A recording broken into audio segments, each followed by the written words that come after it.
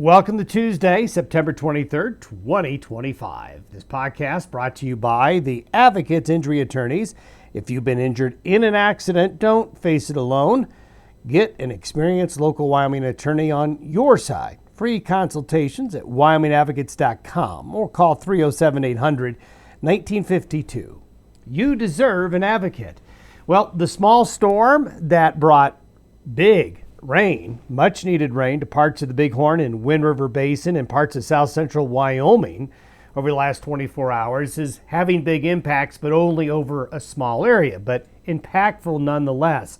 We'll continue with upslope conditions. Upslope is just now really in the overnight and early morning hours getting organized. So this will bring some damp and cool wet weather to parts of southern Wyoming, parts of northern and eastern Colorado, parts of the plains, and certainly the high country. We have winter weather advisories in effect for the mountains of northern and north central Colorado and southern Wyoming. And then some areas will see frost freeze conditions tonight, especially in the higher valleys of south central Wyoming into northern Colorado. Now we're going to go right back to some really nice late September weather for the rest of the weekend and the weekend once this system moves out. We'll still see some shower and thunderstorm activity west of the Divide and in the southwestern United States with a cutoff low, but high pressure will build back in elsewhere. We still have really big problems with the long-term forecast. Would love to give you a preview of early October, but the models are useless right now once you go past a week. And the reason for that is we have a big typhoon. It's probably the biggest typhoon of the season.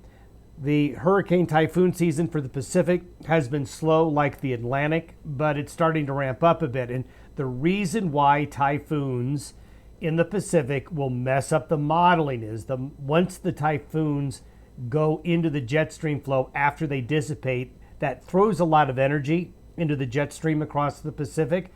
And that's causing the models that handle the tropical storm typhoon situation differently. That leads to long-range problems later. So we have to kind of get that typhoon to go through its life cycle before we have any confidence past 7 days. Beautiful shots of mammatus clouds. You don't usually see a lot of mammatus clouds in the month of September, but a lot of folks were ready. Jan is one of them that caught the mammatus in southeastern Wyoming yesterday, and so was Jason, and so was Brian, and so was Kim, picking up those unusual September mammatus clouds with those showers and thunderstorms that developed yesterday afternoon ahead of that Pacific storm system. And then that's what we saw yesterday. Yesterday was kind of a mix of summer and fall with some thunderstorms and showers, but look at the low base of those clouds, that cooler, deeper moisture coming on in and giving it certainly a fall-like feel on the first day of autumn in many areas across Nebraska, Colorado, and Wyoming, eastern Idaho, parts of Montana, and the Dakotas as well. And you can see those low clouds, that deeper moisture and that cooler, moist air coming on in, but also some beautiful sunrises and sunsets across the region. There you can see the mid and high level moisture on the western slope of Colorado, and some shower activity will be noted again today in those areas underneath that low pressure system. So some nice photos to show you. Again, folks taking some spectacular photos across the region. A photo from space shows that small storm centered right here over northwest Colorado. The counterclockwise circulation is bringing that moisture up from the plains and wrapping it back up into the region. But as we showed you yesterday, as you can see in the satellite imagery, the footprint of this system is small, very concentrated. And you can really see that here on the water vapor.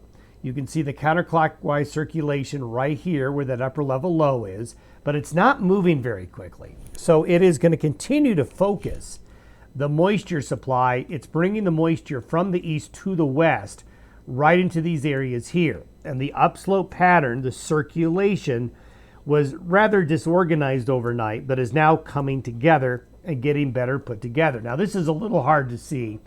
This is a radar estimate of precipitation. Just to show you what happened yesterday with the system. There's Casper. Here's Riverton.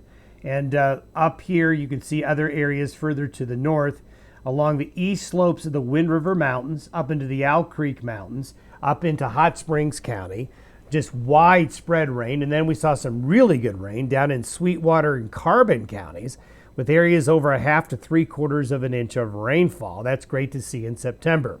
So as of early this morning, there's the upper level low about Craig, Colorado. See the wind barbs? The winds are coming at 18,000 feet from the east due westward.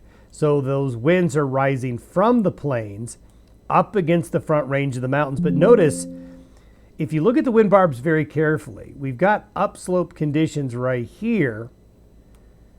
But notice the winds are westerly to the east from just about south of Denver to Colorado Springs. So you can see how small the upslope pattern is. So it's not covering a widespread area. By 6 o'clock tonight, that's where the upper low is. It's going to be out over Yuma, Colorado. So it's moving due east, taking a full day to transit Colorado. So you can see the upslope conditions will continue into these areas here through the evening hours. And that's going to focus the heavier shower activity, some thunderstorms down here further south, but this is mainly just going to be plain rain wrapping its way from the plains back up into that narrow upslope band all the way back into south central areas of Wyoming, especially northern Colorado, front range areas. And if you focus in a little bit more, you can see the South Platte, Colorado area, very, very wet from the rain showers and snow in Rocky Mountain National Park, and some nice rain for the southern counties of Wyoming, the southern panhandle of Nebraska, lighter amounts elsewhere. And here's your snow. You can see the snow in the high mountains of the front range of Colorado, up into the Snowy Range, the Sierra Madres a little bit, even the summit along Interstate 80 between Laramie and Cheyenne. We'll see some fog and some areas of flakes of snow mixed in with the rain today. And then overnight tonight, be watchful for some areas of frost and freeze conditions. Here are your temperature anomalies as of noon today. So you get outside of this island of cold, and it's actually pretty pleasant elsewhere. But if you're underneath this, it's going to be gloomy and cold and damp. Here are your freeze warnings for the western valleys of Wyoming for tonight and early this morning. And again, tonight and tomorrow morning. Then we have freeze watches in effect for the Laramie Valley back over into Carbon County, Wyoming, and winter weather advisories for the Snowy Range and winter weather advisories for the high mountains of northern and central Colorado. By the time we get to the end of the week, this trough is now into the Great Lakes. We have a little sliver of high pressure coming in. This is going to give us some nice warmer weather. This upper level low is not going anywhere. So through the course of the end of the week and the weekend, for you folks in the Great Basin, California, into the areas west of the divide, there's just going to be a little bit of shower and thunderstorm activity kind of daily, right on through the end of the week and the weekend, while warmer conditions develop elsewhere. By the time we get to the weekend, there's that upper level low. It's just hanging around. So that'll keep showers going there, but west to east flow elsewhere. So mild Pacific air floods the zone. Temperatures will be pleasant across the region this weekend. So the last weekend of September, not looking bad at all. Temperatures rebounding and some nice late September, early fall weather conditions. But once we get into early October, this is what I mean about that typhoon out in the Pacific causing the computer modeling to be very, very different. Now, what I'm showing you here is right around the midnight of the 30th into the early morning hours of October 1st, Wednesday. This is next Wednesday.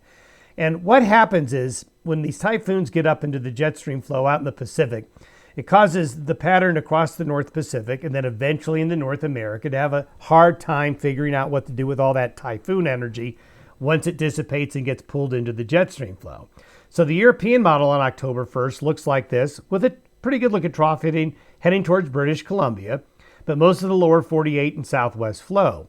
The AI version of the European model has a fairly good-looking storm system coming into Idaho and western Wyoming on October 1st, while the European non-AI deterministic version says no. Then the Canadian model has a strong cold front up into the Dakotas, but nothing like this. And the GFS model has two storm systems sitting off the west coast. So this is only about 8 or 9 days down the road, and we have a variety of solutions. So when you get a variety of solutions, could one of these be correct?